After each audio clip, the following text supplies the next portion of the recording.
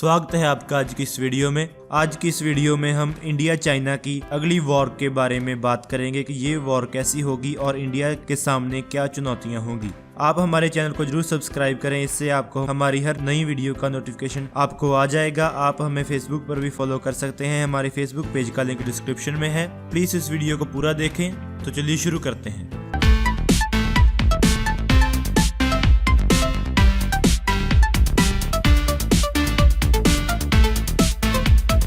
India की military might display पर थी। 26 जनवरी को इंडिया की आर्म्ड फोर्सेस का ज़्यादा फोकस चाइना के ऊपर है, तब भी जब वो ज़्यादा एंगेज्ड है पाकिस्तान के साथ डील करने में जम्मू और कश्मीर में। चाइना इंडिया के प्लानर्स के मन में घूमता है उसके बड़े मिलिट्री बजट के कारण, उसके मॉडर्नाइजेशन प्लान और साउथ चाइना सी में उसके आक्रामक रुख के कारण। लेकिन इसके ऊपर पब्लिक डिस्कशन बहुत कम होती है कि इंडिया और चाइना की अगली जंग कैसी होगी। ये गैप बहुत ही अच्छी तरह से एड्रेस किया गया है इस्कंदर रहमान के द्वारा उनके naval war college review paper में, जिसका टाइटल है a Himalayan challenge, India's conventional deterrent and the role of special operation forces and the Sino India border. Rahman ने इसके लिए सहारा लिया है एक्सटेंसिव सोर्स मटेरियल और Indian intelligence, military and special forces की फिगर्स के साथ इंटरव्यूज का, ये पता लगाने के लिए कि इंडिया और चाइनीज स्ट्रेटजिस्ट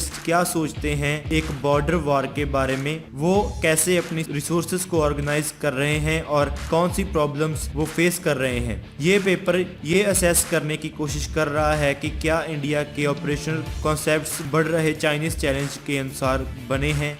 शुरू करने के लिए रहमान 4 फैक्टर्स आउटलाइन करता है जो कि इंडिया चाइना कॉन्फ्लिक्ट को दिशा देंगे। पहला है टेरिटोरियल डिफेंस पोस्चर दोनों कंट्रीज के। इंडिया अपने सारे फौजी बॉर्डर के पास रखता है, जबकि चाइना बहुत थोड़ी गिनती लगाता है तिब्बत के अंदर। दूसरा है मौसम और मुश्किल टेरेन। इंडियन साइड के पास जो एरियाज हैं वो मैकेनाइज्ड वारफेयर के लिए नहीं बने हैं। लद्दाख और सिक्किम के कुछ इलाकों को छोड़कर तिब्बत की ऊंचाई चाइना को थोड़ी कमांडिंग एडवांटेज देती है सर्वेलेंस आर्टिलरी ऑपरेशंस के लिए। ज्यादा ऊंचाई और भीषण सर्दी हर तरह के मिलिट्री इक्विपमेंट के ऊपर बराबर प्रभाव डालती है और ये एयर कैंपेन्स और बैटल प्लान्स को कॉम्प्लिकेट कर देती है। तीसरा है दोनों साइड्स के बीच इंफ्रास्ट्रक्चर का डिफरेंस। पीपल्स लिबरेशन आर्मी के पास LAC तक बहुत आसान पहुंच है उसके बनाए हाईवेज और हाई स्पीड रेलवे नेटवर्क्स के बदौलत जो उसने बनाए हैं, और दूसरी तरफ इंडियन ट्रूप्स को कई जगह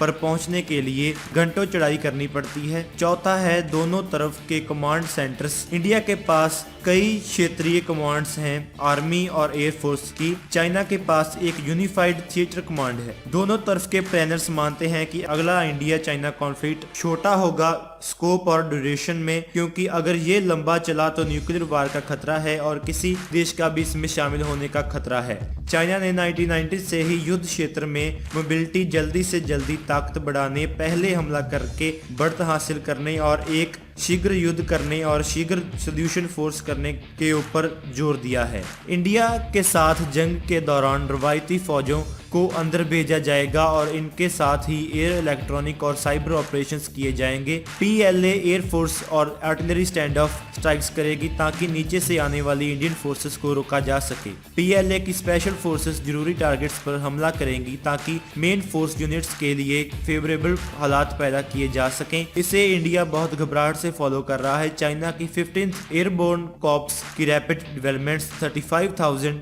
ट्रूप्स जो कि शियागोन में हेडक्वार्टर्ड हैं, जहां से ये चाइना के किसी भी हिस्से तक 10 घंटों में पहुंच सकते हैं। इसका जवाब देने के लिए इंडिया अपनी कन्वेंशनल ट्रूप्स नंबर्स की एडवांटेज के ऊपर बिल्ड कर रहा है।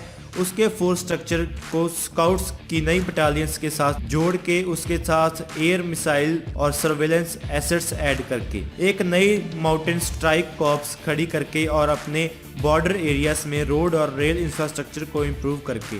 इन मटेरियल इंडिकेटर्स के आगे रहमान आर्ग्यू करता है कि बहुत बड़ा चेंज आया है इंटेलेक्चुअल डोमेन में, क्योंकि इंडियन डिफेंस प्लानर्स ने ज़्यादा जबरदस्त रणनीतिक तौर पर आक्रामक अप्रोच को अडॉप्ट किया है।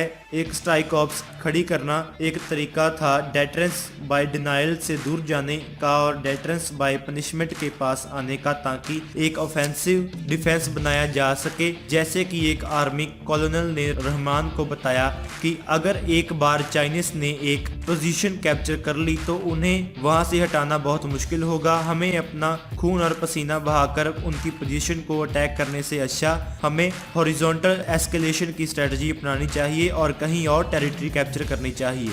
इस पे अमल करते हुए लद्दाख और नॉर्थर्न सिक्किम अच्छी जगह हैं मैकेनाइज्ड जवाबी हमले के लिए, जहां पर इंडिया की फोर्सेस माउंटेन्स प्लेन्स से साफ करते हुए नीचे उतरेंगी और चाइनीज फॉर्मेशंस के पीछे पिंसर मूवमेंट्स करते हुए ये उम्मीद करते हुए कि उनके ट्रूप्स की कंसंट्रेशन तोड़ी जा सके। इंडियन एयर और missile power in mechanized forces की तिब्बत में मदद करेगी। रहमान आर्ग्यू करता है कि इंडिया की कन्वेंशनल डेटरेंस की ये अप्रोच की कुछ लिमिटेशंस हैं। हालांकि इंडियन प्लानर्स ने एक ज़्यादा offensive form of area denial की तरफ मूव किया है, लेकिन उन्होंने अभी भी कन्वेंशनल फोर्सेस के ऊपर रिलाई करना जारी रखा है, जिसे कि ओवरकम किया जा सकता है। ऐसे इवेंट में उसके ऊपर एक फास्ट मूविंग लोकलाइज्ड और लिमिटेड बॉर्डर कॉन्फेडरेशन लॉन्च किया जाए हायर एस्केलेशन से, तो ये कई तरह की प्रॉब्लम्स की तरफ लीड करता है। इंडिया रिलाई करता है dispersed poorly equipped paramilitary forces जैसे कि आईटीबीपी को अपनी फर्स्ट लाइन ऑफ डिफेंस के तौर पर ऐसे एरियाज में जहां पर चाइनीज एग्रेशन का बहुत खतरा है। टोपोग्राफी का नेचर ऐसा है कि एक रवायती सोल्जर जिसे कि लो अल्टीट्यूड के ऊपर स्टेशन किया जाता है जहां ज्यादा तौर पर स्थिर रहता है, उन्हें लो लैंड से मूव करना एक चैलेंज है और जब वो माउंटेन रोड्स पर ऊपर जाते हैं तो कॉन्फ्लिक्ट्स के दौरान वो आर्टिलरी मिसाइल और एयर स्ट्राइक्स के खतरे में होते हैं। ये वीकनेस ठीक की जा सकती है रहमान के व्यू में ज्यादा कॉम्प्लीमेंटरिटी के साथ कन्वेंशनल और स्पेशल ऑपरेशंस फोर्सेस के बीच, जो कि एनिमी लाइंस के पीछे बहुत जरूरी काम निभा सकते हैं, एसेट्स को रिकन्सेंस कर सकते हैं और पीएलए फोर्सेस की बिल्डअप को डिस्टर्ब कर सकते हैं। रहमान की डायग्नोसिस के कुछ एस्पेक्ट्स के ऊपर ध्यान देने की जरूरत है।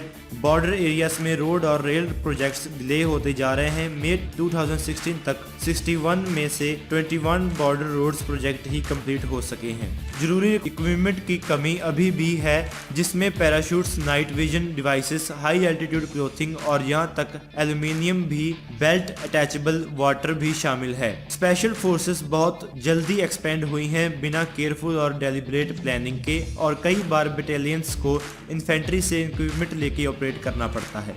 रहमान का यह पेपर एक बहुत बढ़िया पीस है स्कॉलरशिप का। ये सोचना स्वाभाविक है कि इतना जरूरी काम इंडिया चाइना कॉन्फ्लिक्ट के ऊपर एक वेस्टर्न इंस्टीट्यूशन का प्रोडक्ट है, ना कि एक इंडियन इंस्टीट्यूशन का। तो दोस्तों आज की इस वीडियो में इतना ही। Please like share and subscribe. Thank you for watching this video.